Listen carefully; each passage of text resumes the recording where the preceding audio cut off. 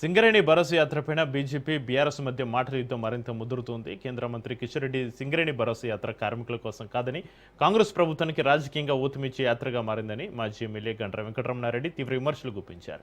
సింగరేణికి తాడిచర్ల టు బొగ్గు గని కేటాయింపుపైన కిషన్ రెడ్డి చేస్తున్న వ్యాఖ్యలు వాస్తవాలకు విరుద్ధమని, ఆ గని కేటాయింపు ప్రక్రియ గతంలోనే ప్రారంభమైందని తెలిపారు. సింగరేణిలో పెండింగ్లో ఉన్న మెడికల్ బోర్డులు, కార్మికుల సమస్యలు, రాష్ట్ర ప్రభుత్వ బకాయిల అంశాలపైన కేంద్ర మంత్రి స్పందించాలని డిమాండ్ చేశారు. కేసీఆర్ హయాంలో సింగరేణి కార్మికుల సంక్షేమానికి అనేక కార్యక్రమాలు అమలు చేశామని స్పష్టం చేసిన గండ్ర బీజేపీ, కాంగ్రెస్లు ఒకే తాటిపై నడుస్తున్నాయని విమర్శించారు. ఇదే సమయంలో కాళేశ్వరం పంపులను వెంటనే ఆన్ చేసి రైతులకు నీరు అందించాలని మరోసారి డిమాండ్ చేశారు. మాట్లాడేటువంటి మాటలు చూస్తూ ఉంటే హాస్యాస్పదంగా ఉంటుంది. మేము గతంలో మా సింగరేణి బొగ్గుగని కార్మిక సంఘం, భారత రాష్ట్ర సమితి ఇద్దరం కూడా కేంద్ర ప్రభుత్వ విధానాల వల్ల సింగరేణి యొక్క భవిష్యత్తు అంధకారంలో పడబోతూ ఉన్నది.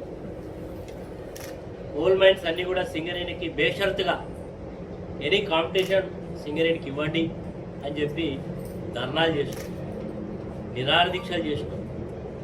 సింగరేణికి కేటాయించాలని చెప్పి పెద్ద ఎత్తున మా పార్లమెంటు సభ్యులు మేమందరం కూడా శాసనసభలో తీర్మానం చేసినాం.